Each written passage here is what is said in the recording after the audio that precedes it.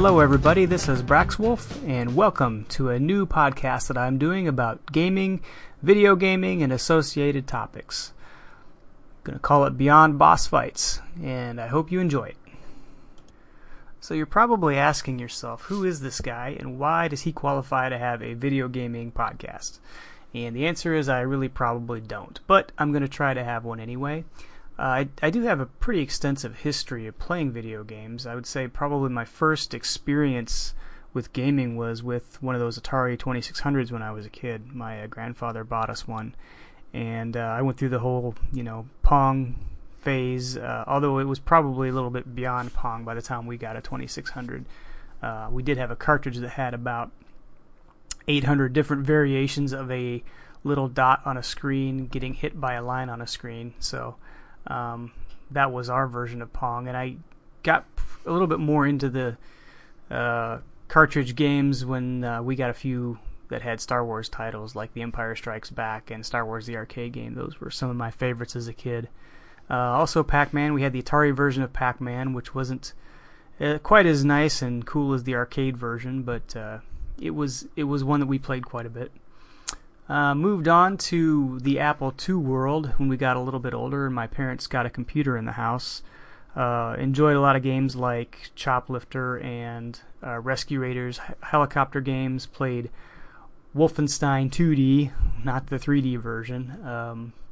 Played a lot of different games, programmed a couple different things in the Apple II era. We had a 2C at my house. And then moved into the Windows world and discovered when I was at college they came out with a game called Wolfenstein 3D, and this was the really the first 3D first-person shooter that I can ever remember playing, and I think that it probably holds that distinction.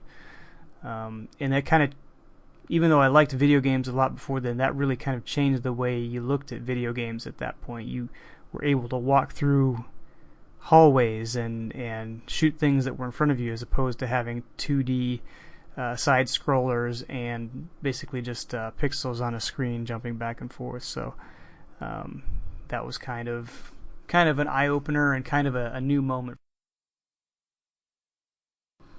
So actually, prior to, I guess, the whole Wolfenstein thing, I did get into the NES world a little bit in high school. Played a lot of sports games. Tecmo Bowl was a big one. SNK's Baseball Stars, which was the first cartridge game that I could remember that had actual memory on it, where you could save your baseball team stats, was a really big step back in those days. And so then we skipped into the Windows world, and after graduating from college, I also bought a PlayStation, the original PlayStation, and did some more sports gaming. College football was a big thing back then, since I had just graduated from college and was still big into college football at that time.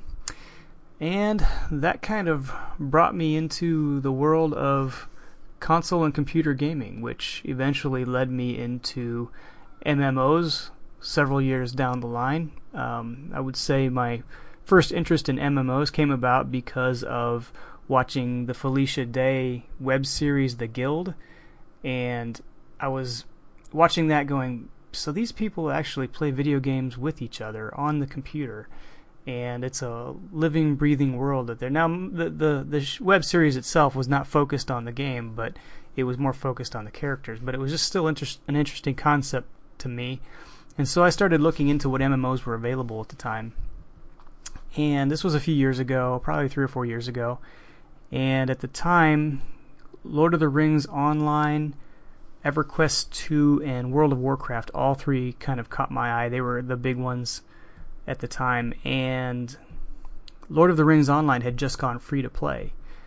And that really interested me because I wanted to see what the MMO experience was all about, but I didn't want to plunk down a big chunk of cash for the base game and then pay again for a month's subscription for a game that I'd never even tried to play and had no idea whether I would like or not. So Lord of the Rings Online was kind of the one that caught my eye, not just because of the free to play, but also because I was interested in the lore and the films and the books.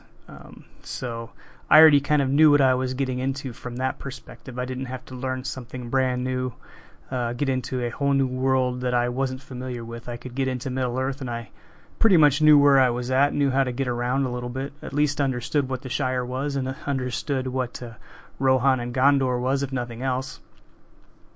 And that eventually led me into some community involvement here in the last 6 to 8 months, where I, after playing the game for a certain number of years and starting to feel comfortable with it and listening to podcasts about it and reading forums about it, I really started to feel comfortable enough to kind of put myself out there and at least contribute a little bit. Now, I've never claimed to be an expert on anything in the game, although I've played the game all the way through several times and have tried many different aspects of the game.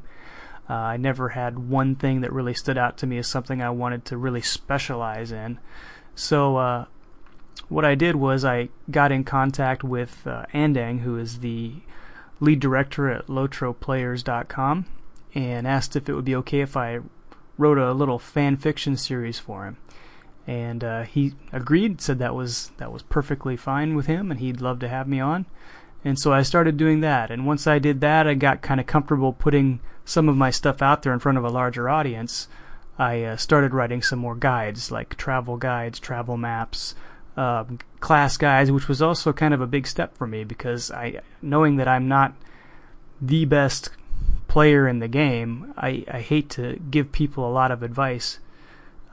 Especially hardcore raiders and PvPers who are really, really good at the class. They might come by, and I mean, you're putting yourself out there, right? You're making it so people who are better than you are going to come by and possibly kind of even laugh at what you've written or criticize what you've written. And you kind of have to take the approach that, well, maybe I know there's a lot of players out there that are better than me, and this isn't really for them. This is for people who are beginning to play and maybe don't understand all of the skills, and maybe I have something to offer them. So I started doing some of those class guides for the Hunter class because it's my main, and then that kind of led me into being interested in other aspects of contributing, like YouTube channels and things like that, and eventually podcasts, which I've been involved in the Lotro Players News podcast at that website for the last several months. Contributing on the side and kind of adding my own little snide remarks here and there as the podcast is being recorded. Hopefully adding a little bit of interesting things as well. And as I was going through that, it's always kind of been in the back of my mind, maybe I should try doing one of these on my own and see how it goes. So that's kind of how I led me down the road to wanting to try my own podcast out.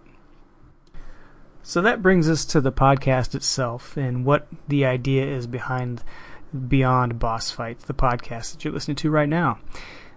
So the original idea was, if you've listened to Lotro Players News, you know that I do a segment called Brax's Pick of the Week, and I highlight some kind of a story or blog that's out there about Lord of the Rings online.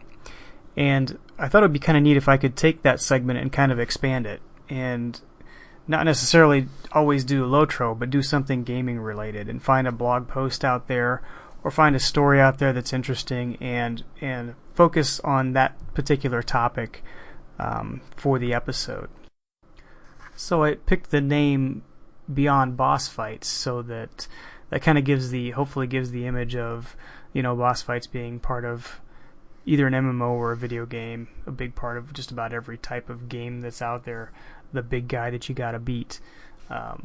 Taking that and going beyond just the game into some of the other aspects of the game, perhaps the studio that's involved in making the game or some type of cultural aspect that is influenced by video gaming, or I kind of wanted to leave it a little bit wide open so that I'm not backed into a corner with a specific topic that's going to really kind of tie me down. So I want it to be gaming related, but I don't really want to say a specific game, and I don't want to say a specific aspect of video gaming. I want to kind of leave it open so that if something is interesting that's out there that I'd like to talk about, I can go ahead and bring that in and not feel bad about it.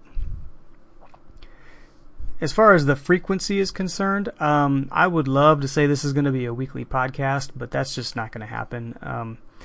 we already do one of those. Lotro Players News is done every week for Lotro, and there's absolutely no way that I would be able to do that with my schedule. I'm a father. I'm a full-time. I have a full-time job, and I also have my other side hobbies that I do with Lord of the Rings gaming and other types of things, Lotro players and things like that. So I'm not going to be delusional and think that this is going to be a weekly podcast. Plus, I think I like to make sure that each episode has a good amount of content in it and that we're not just doing it every week because we feel we need to do it every week. I think that it could potentially get watered down if I force myself to do that. As far as guests are concerned, I'd like to have a co-host on the podcast, and I would like to have that be on a rotation basis. I'd like to be able to bring different people in every podcast and kind of get fresh perspectives, potentially introduce folks to the community, the gaming community that don't have a large presence out there, or have also bring in some folks that are well established and get their perspective on things, just so that we can keep things fresh and keep things rolling. As far as the format of the podcast, I'd like to do an introduction to the podcast every time we do one, and then go into the main topic where we introduce the guest co-host. This week is going to be quite a bit longer introduction because I'm introducing myself and the podcast. So it's not going to be hopefully this long every time, but just a little bit of just me, and then we'll go into the actual discussion topic.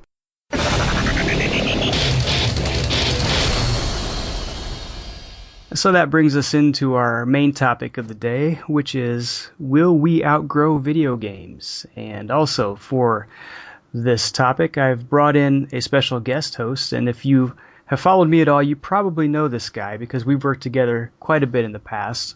Today our guest is Andang, the lead director of LotroPlayers.com, and I will go ahead and let him introduce himself at this point.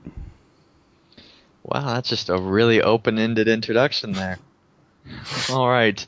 I'm Andang, lead director of LotroPlayers.com, a former writer for A Casual Stroll to Mordor. I also have a YouTube channel, PVMP Andang, and do a lot of other gaming things as well. Yeah, Andang, I really appreciate you being my first guest ever, and wanted to kind of give a quick reason as to why I picked Andang. He's not only are we very used to working with one another, and we kind of know where each other is going to go because we've done Lotro Players News podcast for about 6 months now, but because of this topic is, will we outgrow video games? My thought was we could get both Andang's and my viewpoints on this. You may not know this but from listening to us in the past, but Andang and I are actually kind of different generations. Suffice it to say, without giving too many specifics, I am old enough to have a child in junior high school, and Andang is young enough to be still in school. So, again, thanks for being here, Andang.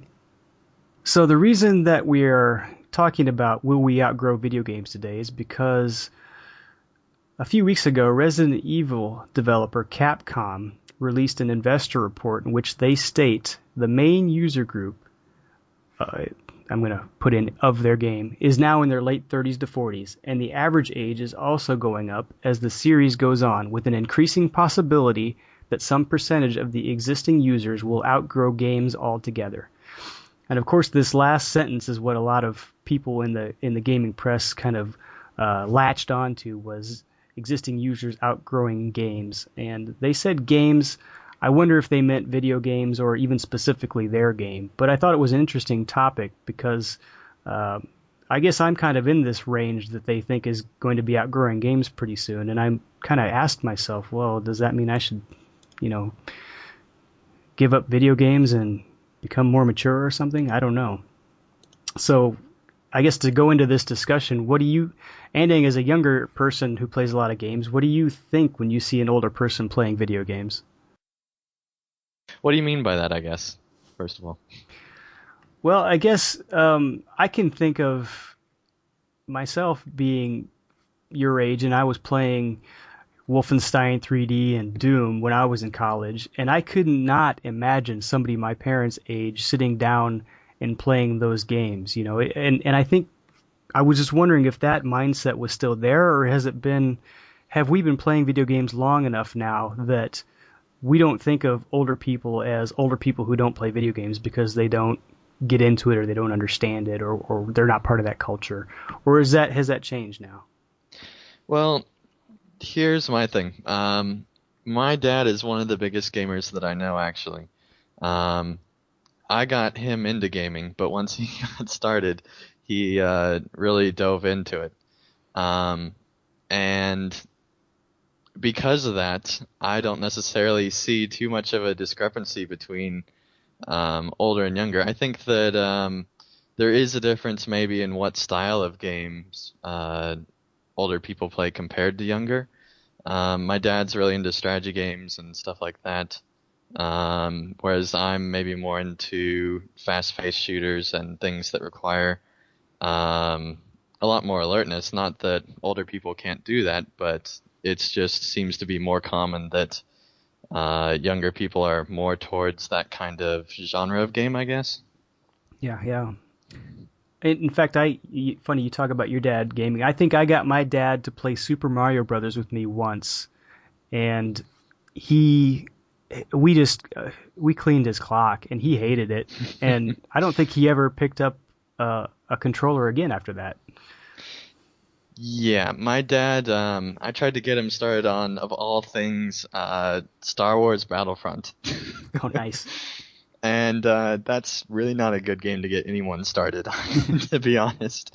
It's a fairly in-depth shooter, and at the time it had good graphics. Now not so much, but it's it's a pretty complicated game, and just getting used to the controller is something that takes a very long time to do, I think, for anyone learning the game, but especially the older generation for sure. Um, and so I think instead, PC gaming, stuff that now the older generation is somewhat used to. They're used to a mouse and a keyboard, which wasn't necessarily true in the generation before them. But they're used to that control setup, and so giving them games that follow that control setup, I think, allows them to get into the games a lot easier and quicker. Yeah. So was that a console game that when you play Battlefront? Yes, it was. Yeah. It was on the PlayStation 2, I want to say. Yeah. That's pretty cool. So did you play quite a few games with your dad then? Yeah, the thing that, let me actually back up and do the history of my gaming and then go into that if that's okay. Yeah. All right, so let me see here. Let me get my story straight. All right, this is going to be the definitive version of Andeng's history of gaming. Any other versions you may hear are probably more accurate, but are no longer the definitive version of Andeng's gaming history. I'm honored that you choose my show to reveal your definitive history.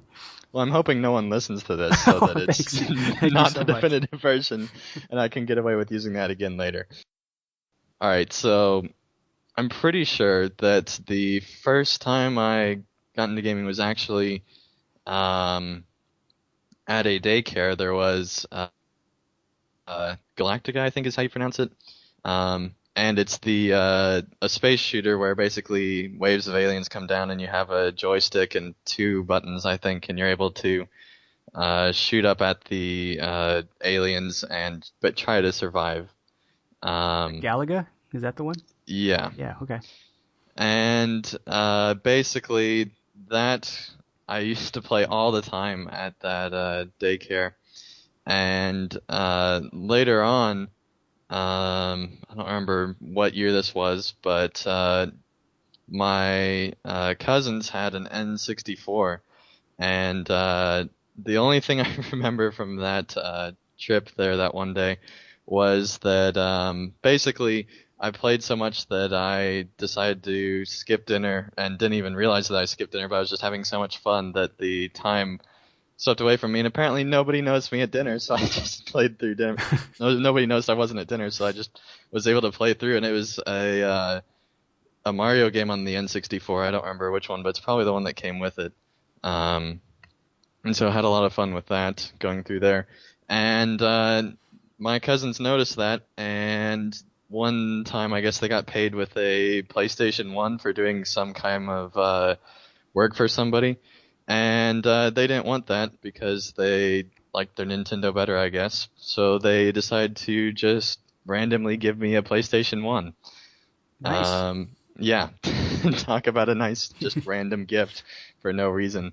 Um, and so I had a lot of fun with that. And the very first game I got for that, because my dad went shopping with me, was a NASCAR game, because my dad's actually a big NASCAR fan. And so we both actually started, I guess, having access all the time. We both started at the same time as far as that goes, of having complete access whenever we wanted to do gaming. And so we played a lot together, racing each other in NASCAR, and then we got a few more games, and we both got into those. But yeah, I definitely got more into it, and just because of the controller is hard to overcome, I think. Um, and so because I had more time, I was able to overcome it eventually. Um, so yeah, that was that through that, and then eventually getting to later games, and eventually to the point now where I'm pretty much solely a PC gamer, and my dad is as well, and we still play strategy games together, like Civilization and stuff like that. And I don't remember what the question was, so. No, the question was, what is your definitive history of gaming, I think. So thanks for answering that. You're welcome.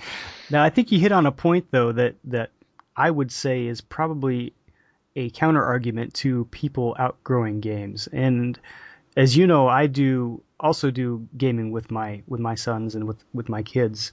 And I think that's something that's kind of new to my generation, which is gaming as a form of family entertainment. And I don't if you can do that, if you can reach your kids on that level as a parent and have something in common with them through the age when all they want to do is go off and do their own thing, I think that's a great reason for people in their late 30s and early 40s to want to continue to have this hobby. And that's one of the reasons I like to do it as well. Yeah, I definitely think that would, at the very least, strengthen your interest in gaming if it's something that you share with your kids. And even if you don't play together, you can still play the same kind of games and be able to have a lengthy conversation with each other about your hobby. Exactly. And so I guess I have difficulty. Now I think you might have hit on something earlier as well when you said your dad is interested in specific types of games. Now I can remember, like I said before, I started out a long time ago before there was these kind of categories that we talk about now. But I would say when I was your age, I was mostly first-person shooters. And that kind of carried through until, I think I bought Call of Duty 4 and Modern Warfare 2, and I think that was my last Call of Duty game. But so that takes me up to even just a few years ago where I was playing first-person shooters, but I was not very good at them, to be honest with you. I was good enough to run through the campaign modes and be good, but when it came to multiplayer, I don't know if it was because I was in my 30s and my reflexes aren't as good, or if I just didn't know how to apply the right cheats to the system, or what the deal was. But I certainly was very, very seldom in the top half of those that were ranked at the end of the match. So I wonder if that has, I could see people kind of getting frustrated with that if that's something that's difficult for them, and moving on to a different type of game that's maybe more something that they would be better at, because of their age.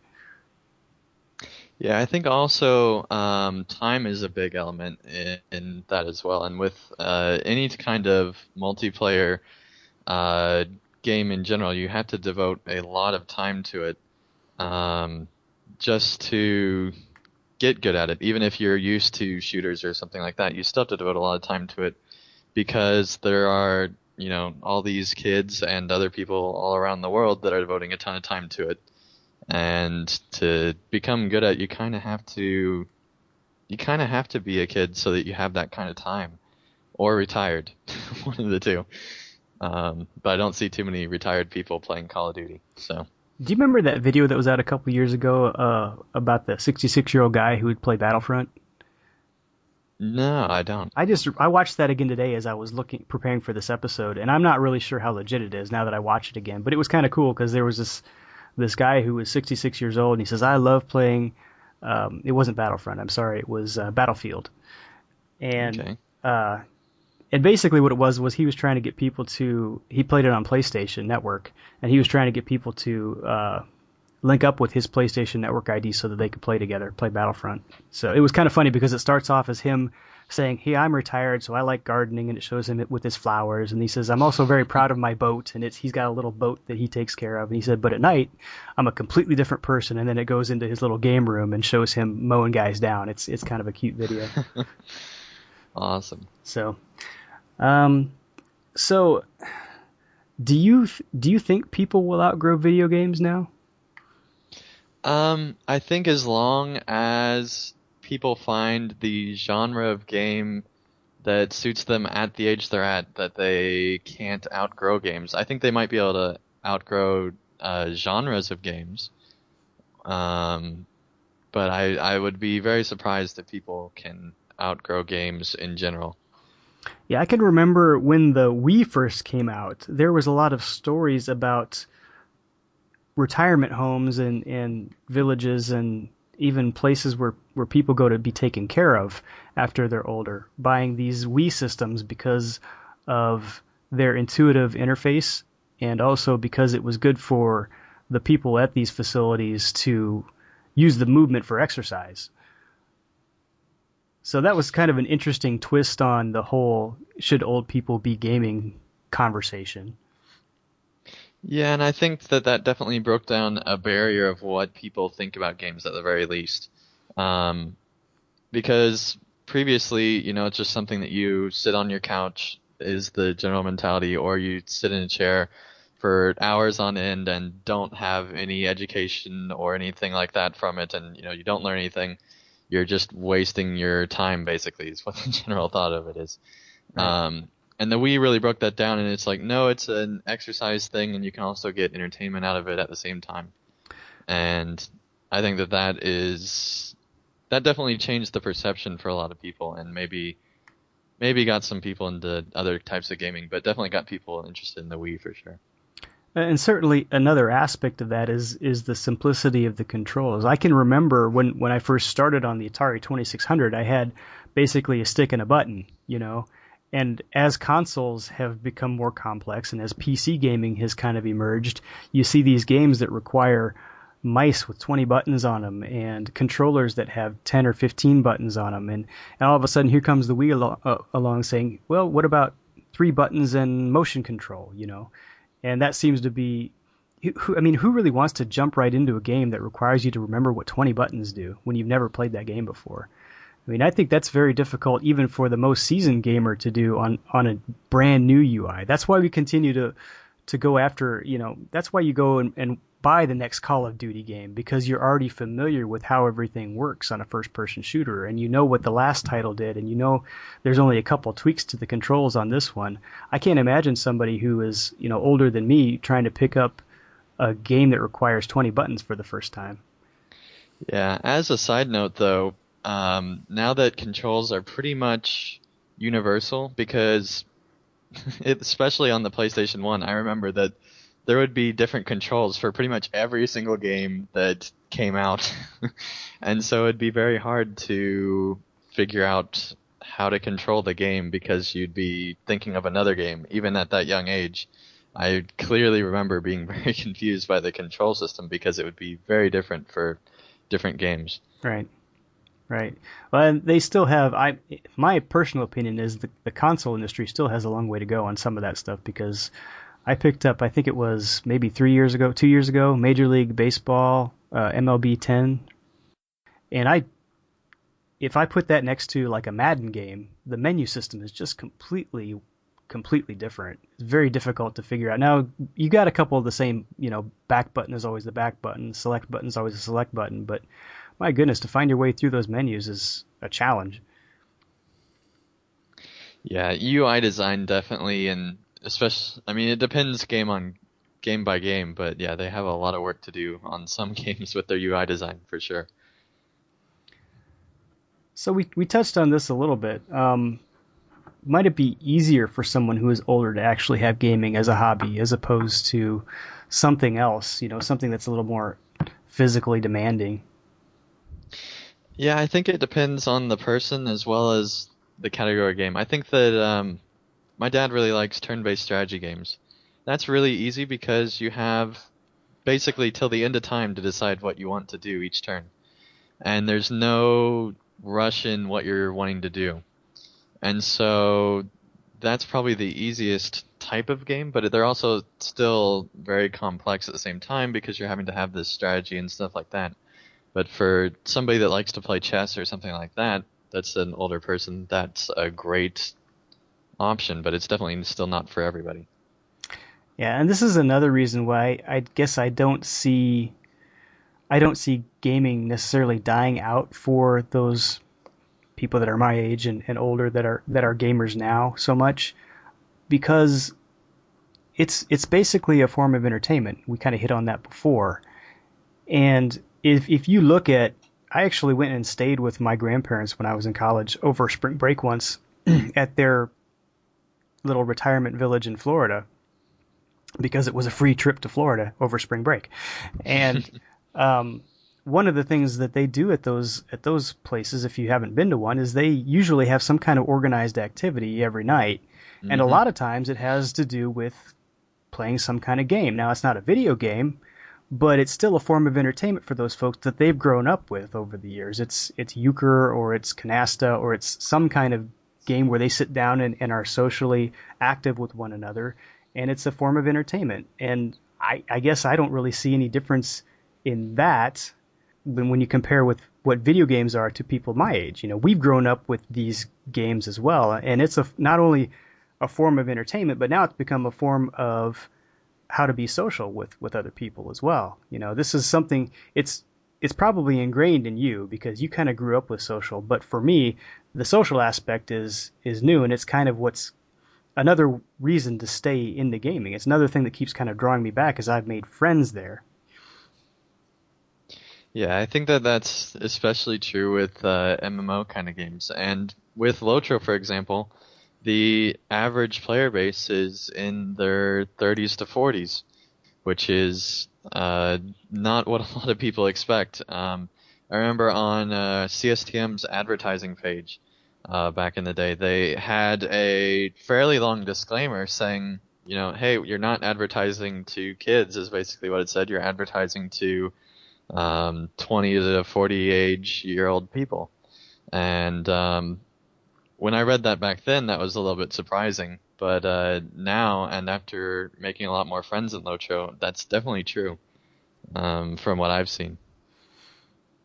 I used to have a conversation with one of my friends that I work with, and he was also a console gamer at one point, and maybe still is.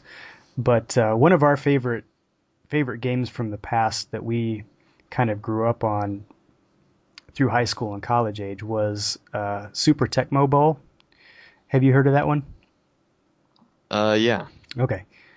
So we used to joke that when we went into the retirement home and couldn't do anything for ourselves anymore, that they would, wheel us both into the common room where there'd be a little NES station where we could still play Super Tecmo Bowl together. And that's. I was wondering if you had any predictions on the future of video games. When you're old enough to be considered old by the young kids that are playing whatever new and out at the time. What do you think you're going to be playing?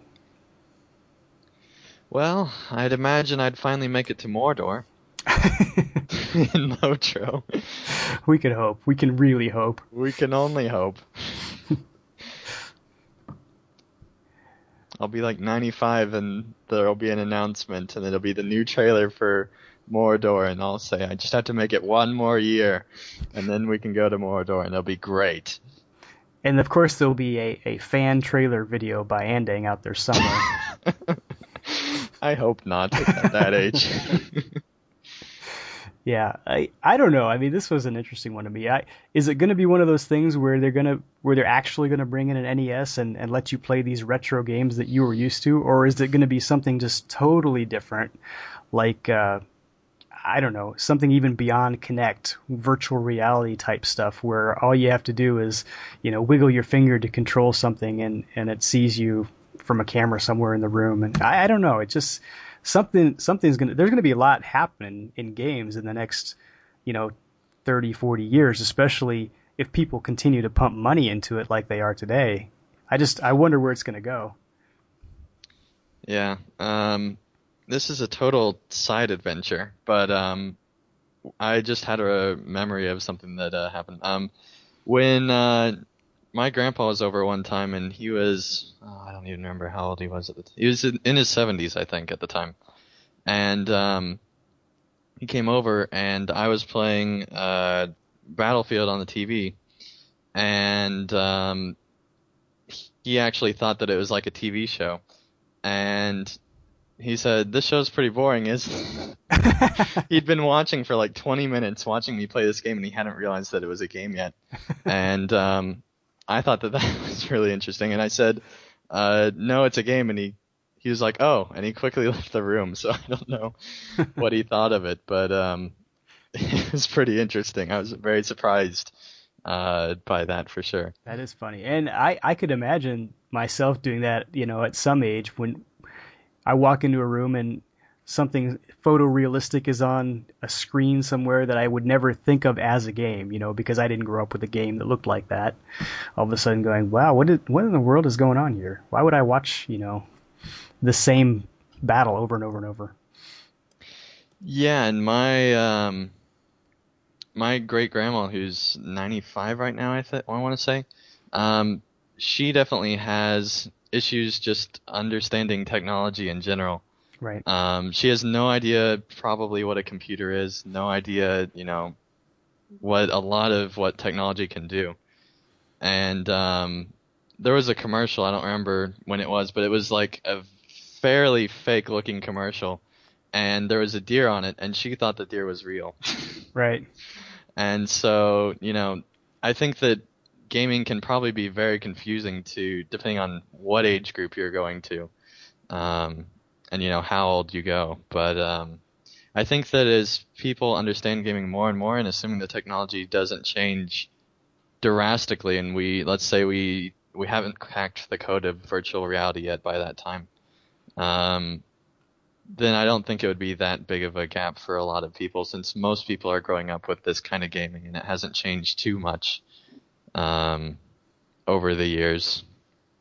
I think it's going to be interesting to see how the complexity of games changes, either to become more complex or less complex as we go. Because you and I, as we play an MMO, we understand that there's a lot of very complex games out there, MMOs being some of the most complex.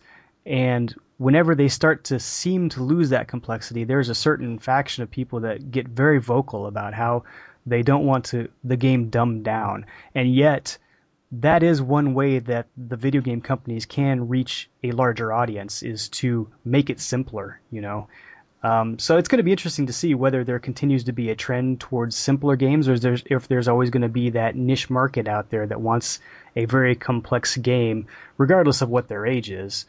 Because if the money's there, I think there will be a company, maybe a smaller company, but there will be a company that latches onto that and fills that gap. Isn't it Dark Souls that creates like the really, really tough combat game? Yeah, but they create a really, really tough combat game that's very, very unforgiving. And basically, if you're supposed to die in that game, you pretty much are, and stuff like that. And it's actually really, really popular, even though it's a game that's much harder than just about anything that's a AAA game, at least, that comes out. And so that kind of surprised me how popular that is, and it's encouraging to me that maybe people are still looking for complex games, but you have to make it simple to get into, but then have all this depth there as well, and make it rewarding in some way for people to keep playing these difficult games. Yeah, I think maybe the big mistake people make is trying to be everything to everybody. You really kind of have to pick what you're going to be and develop your game to that. Unless you're Elder Scrolls. Okay, maybe that'll be another episode. Have any other big predictions?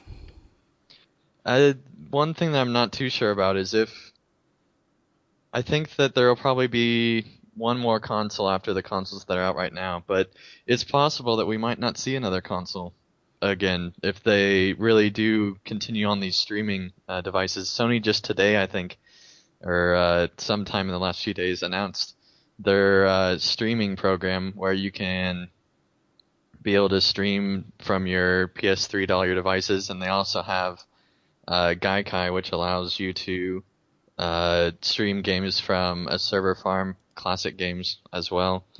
So basically, that, and there's OnLive and stuff like that, and Microsoft is wanting to go down that line as well, where basically you just have this big server farm, and they upgrade their servers, but you just basically have the streaming device.